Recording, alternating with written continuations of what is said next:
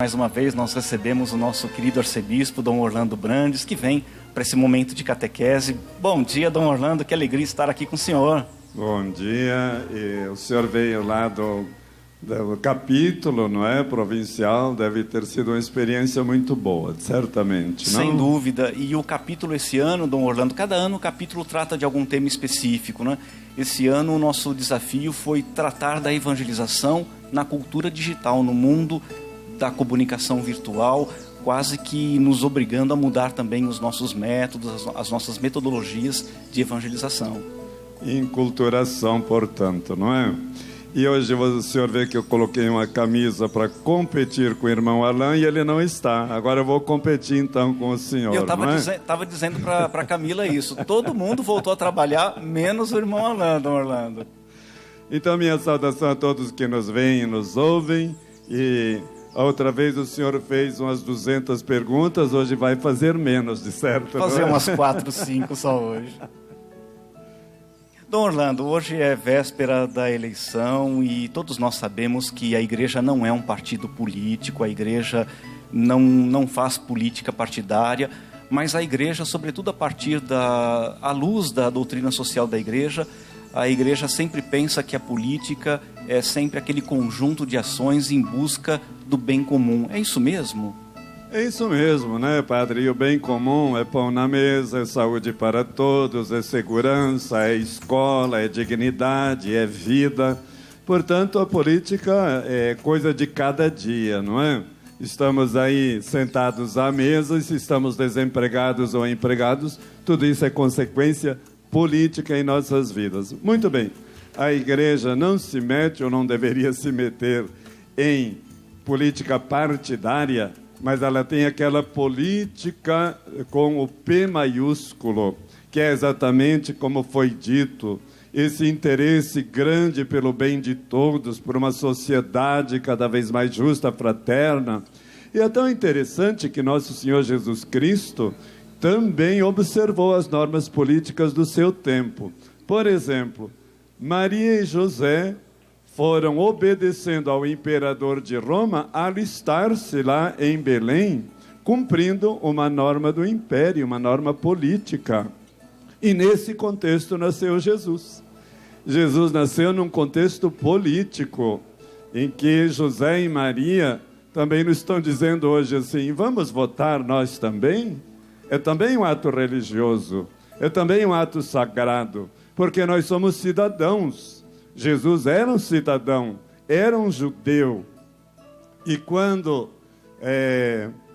ele curava, por exemplo, um leproso, ele cumpria a lei política, dizendo assim, agora você vai mostrar-se ao sacerdote no templo, porque era lei política também, além de religiosa, para integrar o leproso curado na sociedade. Olha que ato político bonito, no sentido do bem, da promoção da vida.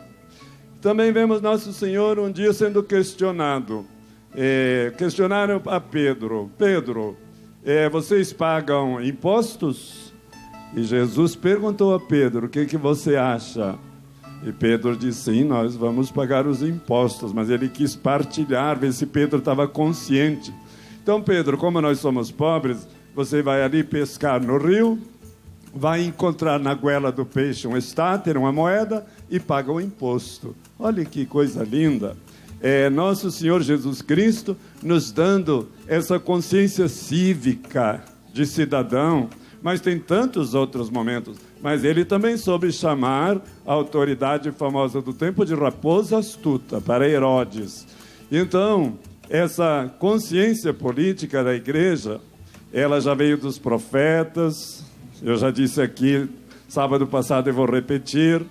Deus, quando viu o povo lá no Egito, viu e desceu para libertar o povo, fez um ato de salvação, mas através da política. Mandou Moisés falar com Faraó, isso é política. Quer dizer, a religião, ela vem ajudar a dignidade do povo, a liberdade do povo, que naquele contexto estava sendo oprimido.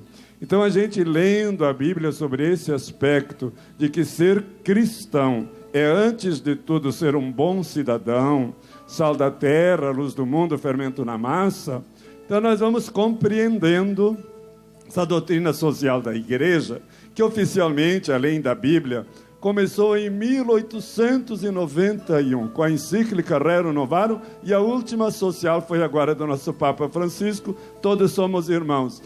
Mas não sei quantos de nós aqui lemos uma encíclica destas. Então a gente, não estando por dentro desse pensamento histórico, bíblico, eclesial, a gente diz assim, não gosto de padre que fala em política, mas Jesus falou. Jesus trouxe o seu reino.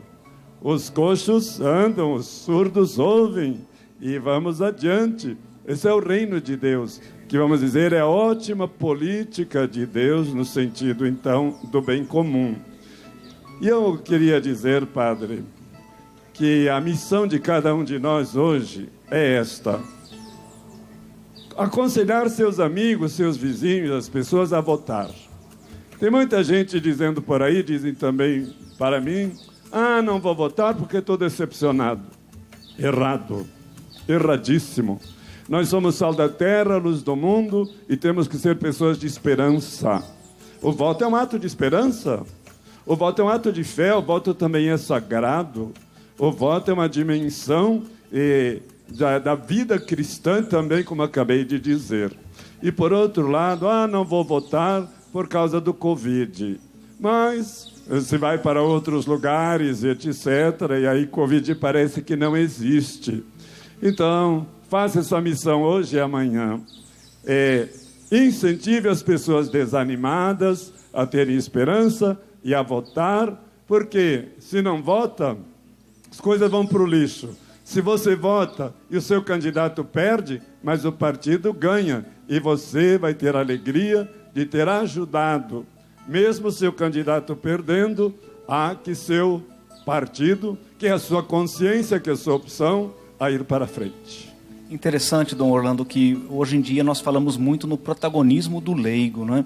E eu tenho percebido que a CNBB insiste muito nesse tema. A Conferência Nacional dos Bispos do Brasil lembra que leigos e leigas não devem abdicar a esse direito, a essa obrigação também de escolher bem os seus candidatos, de votar. Muito bem lembrado, né, padre? Política partidária é com os leigos, não é para nós. E se um sacerdote se candidata, ele tem que deixar o ministério sacerdotal durante todo o tempo que ele participa, então, sei lá, de uma prefeitura ou de qualquer cargo político, porque os leigos não podem e não devem abdicar dessa sua missão política. E isso é de São João Paulo II, esta frase, viu?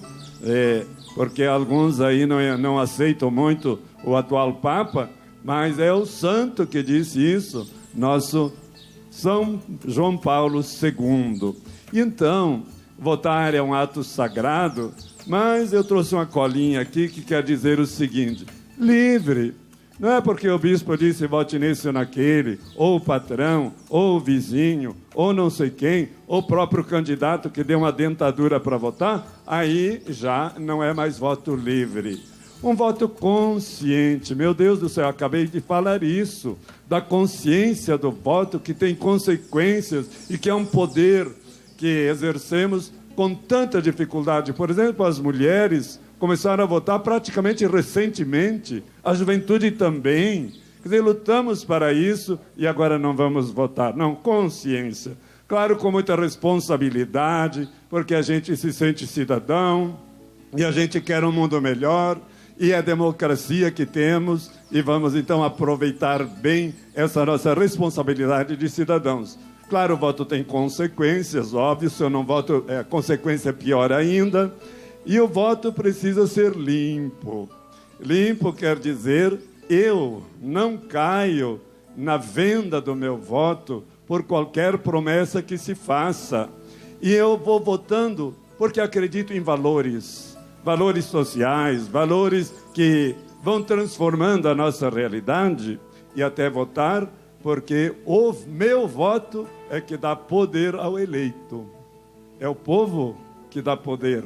É o povo que governa, vamos dizer assim, através do voto. E a gente não vive só de voto, não é, padre? Depois das eleições, nós vamos participar do Conselho de Saúde, do Conselho de Educação, do Conselho paritários, onde nós temos o direito e o dever de participar e de mudar as leis. E nós não vamos. Que pena. E isso é política pública, não é, Dom Orlando? Que não é estritamente a política partidária, não é defender esse ou aquele partido, mas é de fato assumir a missão de participar na vida pública, na vida política da cidade, do município, do Estado.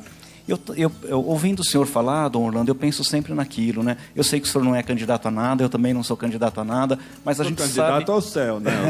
É a única candidatura pública a qual nós estamos inscritos, não é, Dom Orlando? Mas eu sempre penso que nós devemos ter muita clareza sobre a missão do governante. E a missão do governante deve estar sempre marcada pela defesa da vida. O governante deve ser aquele que, acima de tudo, prioriza a vida desde o seu nascimento, desde a sua concepção até a sua morte natural. Olha, padre, esta sua pergunta fez-me olhar aqui para a minha cola de novinho aqui que eu trouxe. Lá em Roma tem aquele secretariado para os leigos e para a vida social, etc. E um dos cardeais naqueles tempos que, vamos dizer, comandava, coordenava esse dicastério, como se chama, era o cardeal Vantuan, que tem fama de santo e que ficou preso no Vietnã durante 13 anos. Sabe o que ele escreveu como coordenador daquele dicastério? Bem-aventuranças do político, é a sua pergunta. Primeira bem-aventurança: político deve ter consciência, o que o senhor dizia. Consciência de que ele tem uma vocação, que ele tem uma missão e que está nas mãos dele o bem da comunidade e da sociedade, que não pode olhar para si, mas para a realidade a qual ele foi chamado como um missionário, porque política é uma missão e é uma alta forma de caridade. Será que você, político, tem essa consciência alta desta primeira bem-aventurança? Depois, a bem-aventurança da credibilidade. Sou honesto, sou transparente, então eu tenho credibilidade, eu não sou um falsário, eu não estou aí dizendo uma coisa, fazendo promessas e depois não as realizo. Credibilidade. Outra bem-aventurança, investir no social, acabamos de falar. Cumprir as promessas. E eu fico envergonhado de tantas promessas que se fazem fora da realidade, somente lábia em cima do povo, e depois se fazem outras coisas. Então, cumprir as promessas. Esse é um político bem-aventurado, que seja competente. Nós estamos um pouquinho decepcionados, porque aí no campo, principalmente dos vereadores, tem muita gente despreparada. Na minha Santa Londrina, nós tínhamos um ano e meio, um curso de preparação para vereadores. Olha que coisa linda. Senão a gente decide ali numa esquina ser vereador e onde está a competência. Bem-aventurado o político que tem o amor social, não o amor egoístico, egocêntrico, o amor político, que é um capítulo da nova encíclica do Papa. Bem-aventurado o político que ouve o povo depois das eleições. É tão feio agora a gente ir atrás do pobre, tanto no nível nacional como estadual e municipal, agora na política, e depois o pobre é esquecido durante os 4 anos. Então, ouvir o povo de Deus e acreditar na transformação da realidade. Bem-aventurado o político que quer transformar esse mundo exatamente num lugar habitável para todos nós e lugar onde nós possamos viver o reino de Deus, que é a política santa de Deus. É interessante porque a tradição profética, Dom Orlando, nos faz pensar que é nosso dever, é dever daquele que ouve a Deus construir um mundo melhor, um mundo mais feliz. Eu sempre gosto de ouvir aquele trecho da profecia de Isaías, quando o profeta lembra que é preciso transformar as espadas em arados e transformar as lanças em foices, ou seja, é o sonho do profeta que pensa na fartura da mesa, que pensa na comida na mesa do pobre, que pensa no mundo melhor, no mundo mais feliz para todos. Olha, padre, se nós fôssemos um pouquinho mais bíblicos e lêssemos profeta por profeta, nós iríamos mudar os nossos neurônios, mudar nossa mentalidade, mudar nossos medos para essa coragem de transformação, porque praticamente 80% dos profetas estiveram na frente dos reis, na frente dos governadores e na frente dos sumos sacerdotes, querendo então uma religião mais autêntica e querendo uma vida mais digna para o povo. E é exatamente quanto mais a gente se revestir da palavra, é que nós vamos então, a partir dos profetas, entender Jesus profeta. Olha, padre, é o seguinte: Jesus sacerdote, profeta e rei. Para Jesus sacerdote tem santuário e mais santuários. Para Jesus rei, Cristo rei, santuário e santuário. E eu não conheço nenhum santuário de Jesus profeta. Só uma paróquia em Apucarana, também não conheço o Brasil, pode ter mais por aí, não é? Mas como ainda é fraca a nossa consciência de Jesus profeta. E Jesus exerceu mais o profetismo do que o reinado e mais o profetismo do que o sacerdócio nas Escrituras. O senhor é bom teólogo, deve estar de acordo comigo. Se não tiver, depois nós vamos conversar, não é? O senhor falou também do voto limpo, né, Dom Orlando, que é sempre um desafio, um ideal que deve ser transformado em realidade. E a gente também percebe que nos anos recentes a CNBB se empenhou muito na questão da aprovação da lei da ficha limpa, não é? Nesse sentido de trazer para a vida política mais transparência, mais dignidade, mais justiça. Isso é muito importante, essa lembrança histórica, né? Dependeu da CNBB, eu estava lá, participei de todo esse processo dessa lei da ficha limpa, mais de 2 milhões de assinaturas, e unidade da CNBB com a OAB, com pessoas de boa vontade, e graças a Deus então temos essa lei da ficha limpa que já nos livrou de muita corrupção.